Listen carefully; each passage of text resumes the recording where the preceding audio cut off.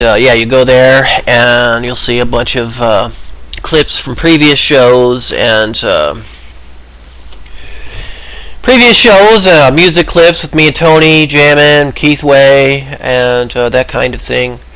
I think, as a matter of fact, I think on New Year's Eve we might just do a quick 30-minute show anyway, man, just so we could come on and say hi to everybody, because I think we're going to have the whole crew here.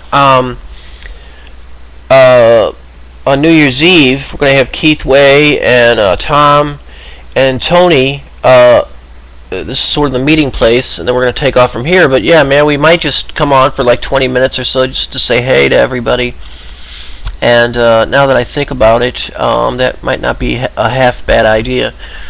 So yeah, stay tuned for that. If we do, it will be about 6:30 because I think we were planning to all get here about 6 o'clock.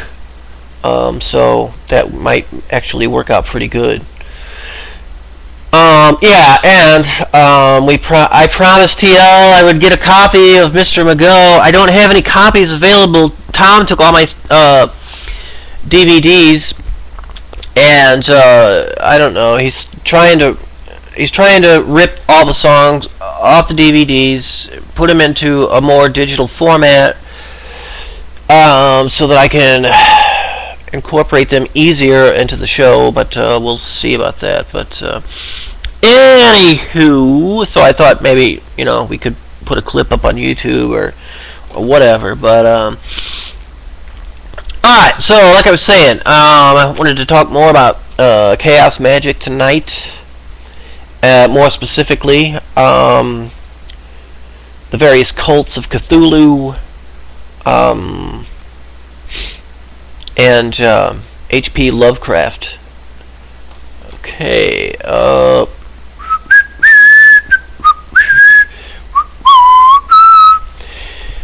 so with the appearance of subsequent stories, an underlying pattern began to appear in Lovecraft's work. In the central theme of the Call of Cthulhu, written in 1926, this design is clearly revealed. The subject of the story is the suggestion that at certain times when the conjunctions of the stars assume the correct aspect, certain dark forces can influence sensitive individuals, giving them visions of the Great Old Ones, godlike aliens of extraterrestrial origin. These entities exist in another dimension or on a different vibrational level, and can only enter this universe through specific window areas or psychic gateways. A concept fundamental to many occult traditions. Cthulhu is the high priest of the Old Ones, entombed in the sunken city of Relaya. Not quite sure how to pronounce that. Where he awaits the time of their return. He is described as a winged, tentacled anthropoid of immense size, formed from a semi-viscous substance, which recombines after his apparent destruction at the conclusion of the tale. The narrative also gives evidence drawn from various archaeological and mythological sources of the continuing existence of a cult dedicated to the return of the Old Ones. Its exponents ranging from inhabitants of the South Seas Islands to the Angakok's of Greenland, and practitioners of voodoo in the southern United States. Lovecraft also gives a brief description of the world after its re-inheritance by the Great Old Ones. The time would be easy to know, for then mankind would have become as the Great Old Ones, free and wild beyond good and evil, with laws and morals thrown aside, and all men shouting and killing and reveling in joy.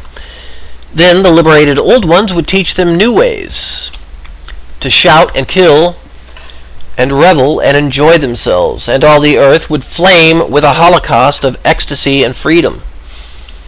There is a marked similarity between this passage and the teachings of many actual secret societies of the past, including the Assassins, the Gnostics, and the Templars, but in particular to the Law of Thelema.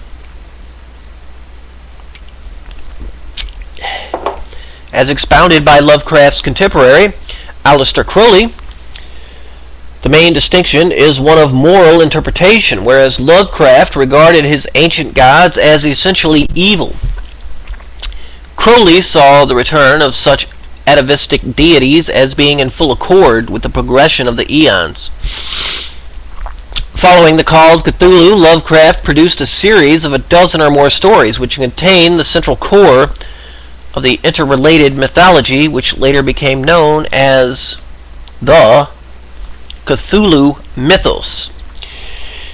In these stories, he describes various rites surviving on Earth since the primordial reign of the Old Ones, and preserved in more recent times in esoteric grimoires such as the Necronomicon, through which the evocation of the alien gods could be effected. In The Chase of Charles Dexter Ward, he suggests that the very roots of the magical arts lie in the ritual veneration of these trans-dimensional beings, attributing a common and unifying source to the many and diverse strands of occult belief. Over the centuries, these ceremonies have been observed and misinterpreted in terms of black magic and devil worship. A point to note here is that Lovecraft never actually used the term Cthulhu mythos, which was introduced after his death by his protege, August Derleth.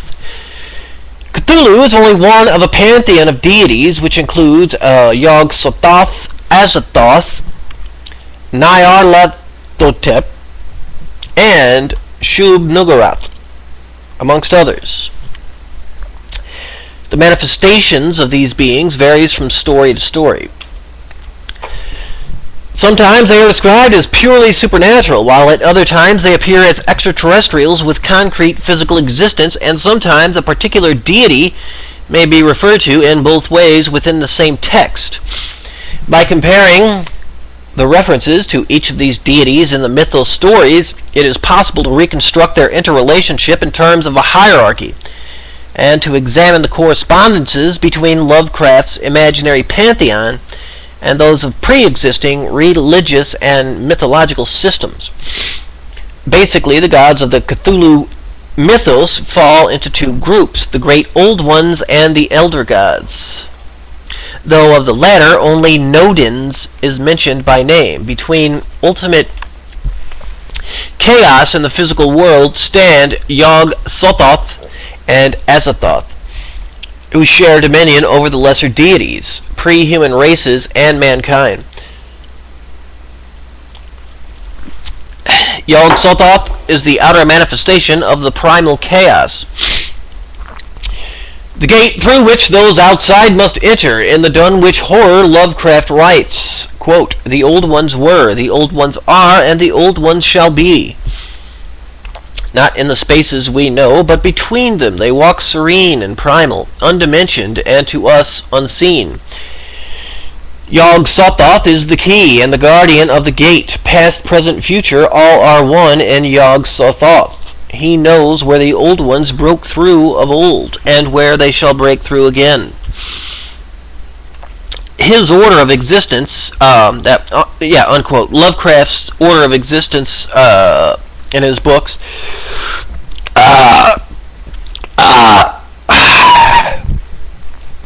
parallels the concept of the universe as exposited in Hindu and Oriental mysticism, an all-in-one and one and all of limitless being and self. As such, a particular physical form cannot be ascribed to Yog-Sothoth, though in the Dunwich Horror, the offspring of his mating with Lavinia Whately is compared to an octopus, centipede, or spider. The formula of evocation of Yog-Sothoth is given in the case of Charles Dexter Ward, wherein it forms part of the necromantic workings of the sorcerer Joseph Curwen. The British occultist Kenneth Grant has described Yog-Sothoth as embodying the supreme and ultimate blasphemy in the form of the Eon, Yog or Yuga, of Set. Sothoth equals Set plus Thoth.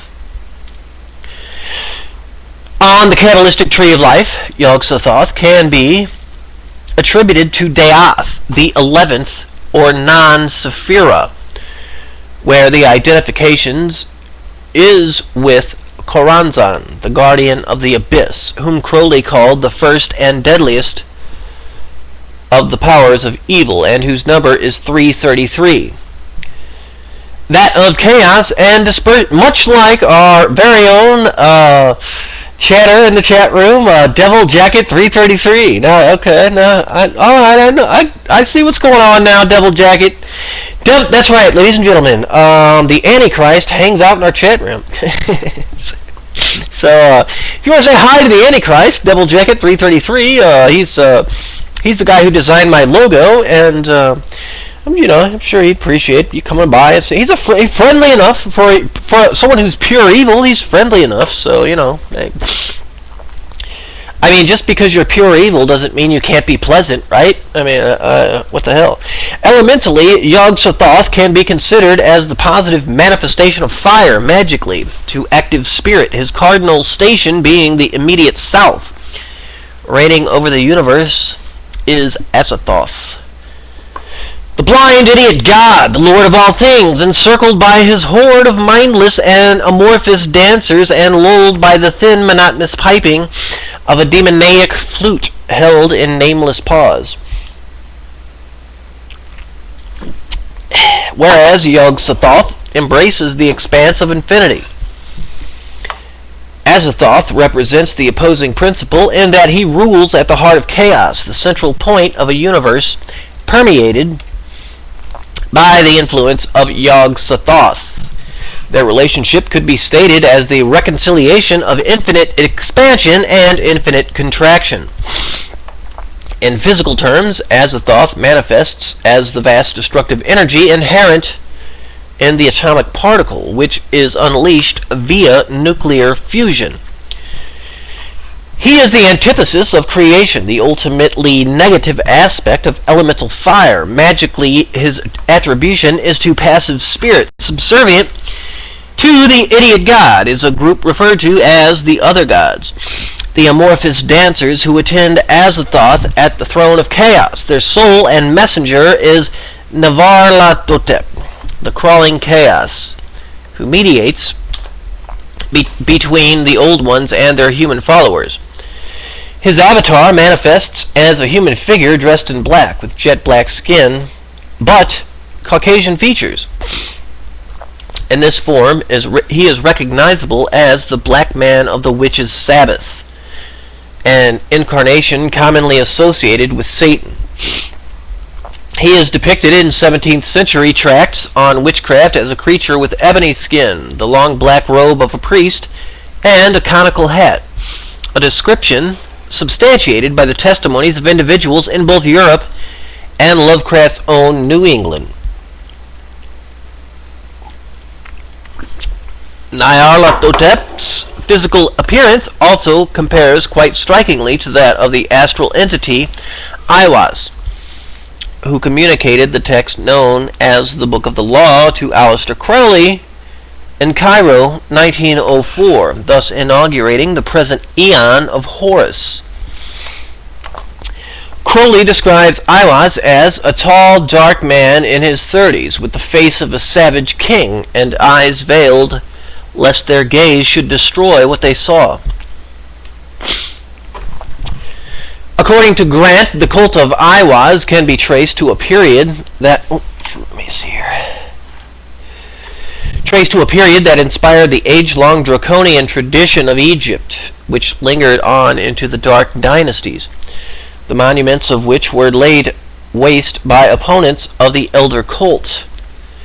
It is interesting to note that Lovecraft himself specifically linked the worship of Nyarlathotep to pre-dynastic Egypt in the eponymously titled prose poem. The elemental aspect of Nyarlathotep is aether, the communicating medium of interstellar space, or in Lovecraft's terminology, the audient void. Shub-Niggurath is the black goat of the woods with 1,000 young, a title inferring the geometric proliferation of creatures upon the earth. He is the horn god of the pagan agricultural societies of the ancient world, representing fertility and sexual energy.